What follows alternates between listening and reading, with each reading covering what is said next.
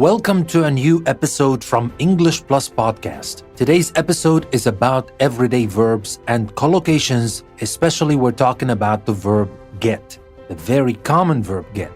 So without further ado, let's start with our episode about the very commonly used verb get in English. Now, get is a very common verb in English, but it is not always appropriate for talking about changes. And that's not the only reason why I'm going to suggest alternatives to get, but using alternatives to get can improve your style. You don't want to use get all the time, all right? So let's start about the first alternative, and that is to use go, not get. Now, go is used for changes in people's personality, appearance, and physical abilities. For example, we can say people go mad, people go bald, people go gray, and here we're talking about the color of the hair, of course. People go blind, or people go deaf. So here, it's a lot better than saying get mad or get bald. You don't want to use get a lot because it is a common verb.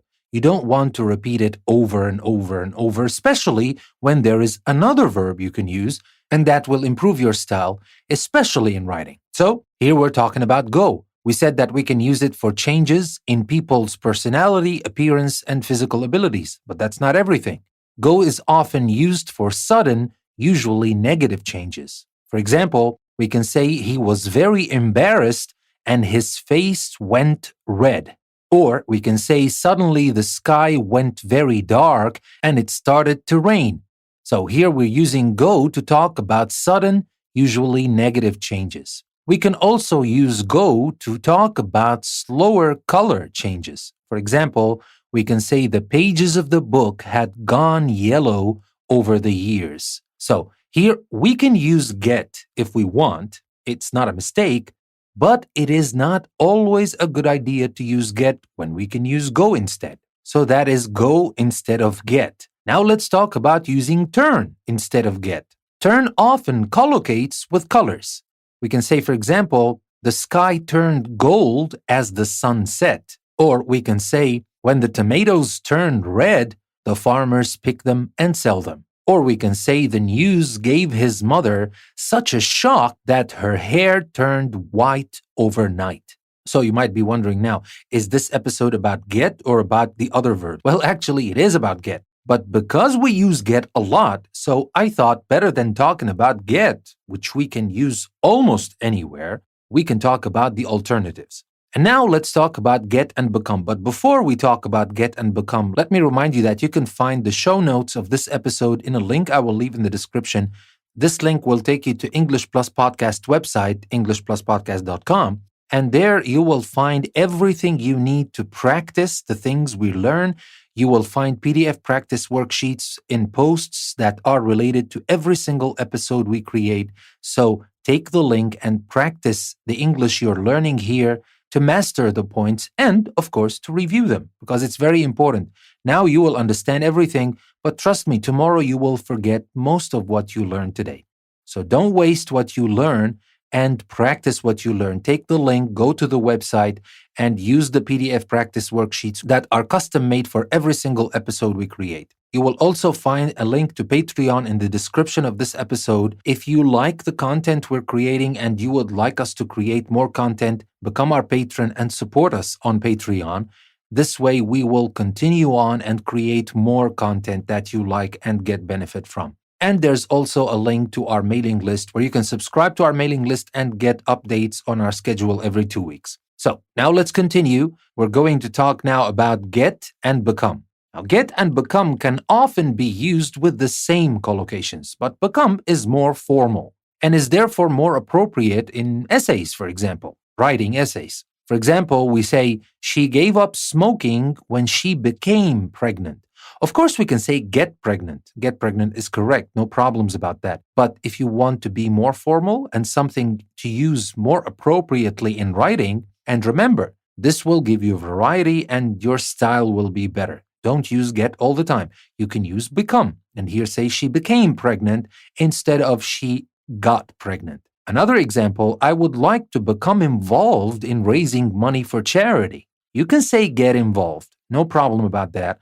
But become involved is more formal, is better for writing, will improve your style. Now, the same is true for collocations with adjectives such as angry, bored, excited, depressed, upset, impatient, violent. We can use get, but become is more formal, better for writing. For example, we say, he became depressed after his wife's death. And here I will mention some words we use become with and not get. We use that with extinct, popular, or unpopular, homeless, and famous. For example, we say, our local baker's has become famous for its apple tarts. So, with that being said, let's talk even about alternatives to get and become. We can use other verbs instead of get and become. For example, we can say she fell ill and was taken to hospital instead of get ill or become ill. Remember, what we're trying to do here is to talk about different collocations you can use. And if you remember what we said when we first talked about collocations, they will give you variety and your English will be richer. You're not going to be repetitive and use the same words over and over again. I'm just saying that so that you can appreciate why we are talking about alternatives to get and become. So as we said, we can say she fell ill instead of she got ill or she became ill. We can use the same verb with silent. Instead of get silent or become silent, we can say everyone fell silent when they heard the shocking news.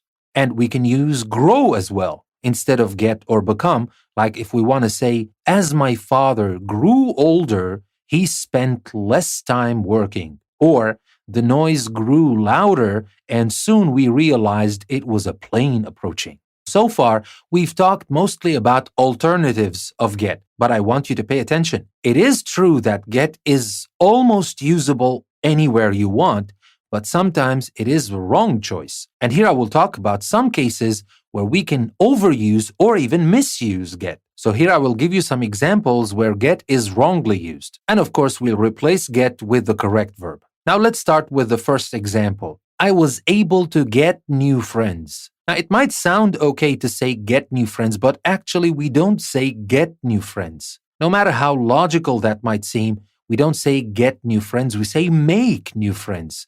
Instead of saying that, I should say I was able to make new friends, not get new friends, make new friends. Now another example. A year ago, he got a heart attack. Again, it might sound logical, but we don't say get a heart attack. Instead, we can use have or suffer.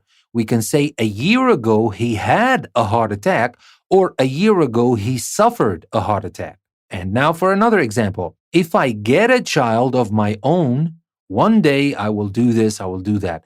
Now here again, we don't get a child. We have a child. If I have a child of my own one day, I will do this, I will do that. And now let's take a look at this example. I was getting crazy. Now, also might sound logical, but we don't say get crazy. We say go crazy. I was going crazy. And now for the final example for this episode. In June, I got a baby, James. And here again, we don't say got or get a baby. We say have a baby. In June, I had a baby, James. So with that being said, I hope you appreciate the importance of verb get. I'm not saying that verb get is not important. Actually, it's one of the most important verbs in English. But what we're trying to learn here is that get is not the only verb in English, because I can hear it sometimes and I can see it in some people's writing. They use get over and over and over as if it were the only verb in English. Don't do that. That will make your English weak even when get is correct. Use get, of course, but don't overuse it, and more importantly, don't misuse it. Try to use the other verbs I told you about, and remember, the power of collocations will give your writing and speaking variety and better style. Now, with that being said, let me remind you again that you can find links in the description of this episode that will take you to the show notes on our website, EnglishPlusPodcast.com, where you can practice everything you're learning here. We have PDF practice worksheets and more you will find on the website. And if you like the content we're creating, take a link that will take you to Patreon, become our patron, support English Plus Podcast, and help us create more of that content. And there's also a link that you can use to subscribe to our mailing list. This is your host, Danny. Thank you very much for listening to another episode from English Plus Podcast. I will see you next time.